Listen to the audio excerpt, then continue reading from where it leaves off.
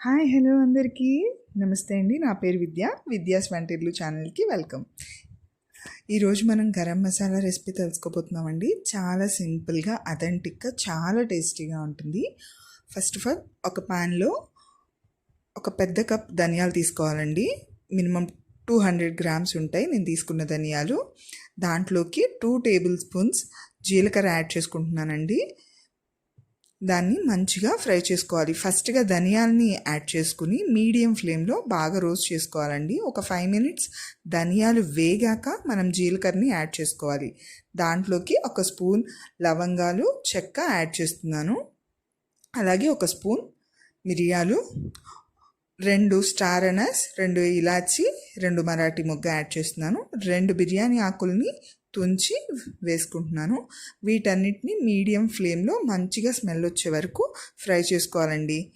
అనుకోవచ్చు, ఏంటండి గరం మసాలా రెసిపీ కూడా నేర్చుకోవాలా, ప్యాకెట్ కొనుక్కుంటే ఈజీగా మనకి మార్కెట్లో దొరికేస్తుంది కదా అని. కానీ ప్యాకెట్ ఫుడ్ అంత మంచిది కాదండి. మన ఇంట్లో చేసుకున్న హోమ్ మేడ్ మసాలా చాలా టేస్టీగా ఉంటుంది, హెల్దీ కూడా. సో అన్ని ఇంగ్రీడియంట్స్ మనమే మన చేతులతో స్వయంగా తయారు చేసుకుంటాం కాబట్టి అది మనకి కూడా చాలా మంచిగా అనిపిస్తుంది. టేస్ట్ కూడా చాలా బాగుంటుందండి. తప్పకుండా మీరు ట్రై చేసి చూడండి. ఇలా మంచిగా దోరగా ఫ్రై అయ్యే వరకు ఫ్రై చేసుకోవాలండి. మనం పట్టుకుని చూస్తే మనకి తెలిసిపోతుంది అనమాట ఫ్రై అయినట్లు. మంచి స్మెల్ వస్తుందండి ఫ్రై చేసేటప్పుడు. సో అలా వేయించిన తర్వాత స్టవ్ ఆఫ్ చేసి పక్కన ఉంచుకోవాలి. ఇది కంప్లీట్గా చల్లారిపోయే వరకు వెయిట్ చేయాలండి. కొంచెం కూడా మనకి వేడి ఉండకూడదు. కంప్లీట్గా చల్లారిపోయే వరకు. ఎంత బాగా పర్ఫెక్ట్గా ఫ్రై చేసుకోవాలంటే మనకి ధనియాలు అలా నలిపితే పౌడర్ అయిపోతాయి చేతిలోనే.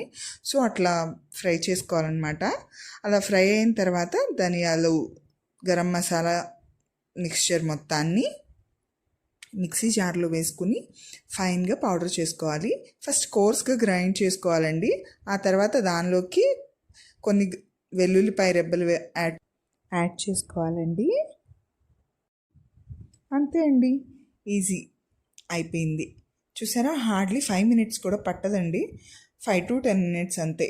మంచిగా ఫ్రై చేసుకోవడానికి మనకు ఒక 7 మినిట్స్ పడుతుంది. చల్లారడానికి ఒక 5 మినిట్స్, 10 మినిట్స్ 15 మినిట్స్లో మనకి ఒక 1 వీక్ 10 డేస్కి సరిపడా మంచి గరం మసాలా రెడీ అయిపోతుందండి. అన్ని కూరల్లోకి, నాన్ వెజ్ ఐటమ్ మనం ఏం చేసుకున్నా కానీ నాన్ వెజ్లోకి, వెజ్ ఫ్రైస్లోకి, కర్రీస్లోకి చాలా బాగుంటుంది. దీన్ని ఒక బౌల్లో తీసుకుని కొంచెంగా చల్లారిన తర్వాత మిక్సీ పట్టినప్పుడు లైట్గా వేడి వస్తుందండి. అది చల్లారాక మనం ఎయిర్ టైట్ కంటైనర్లో పెట్టుకోవాలి. అంతే అండి. రెసిపీ నచ్చితే సబ్స్క్రైబ్ చేయండి, లైక్ చేయండి, షేర్ చేయండి. Thank you. Bye bye.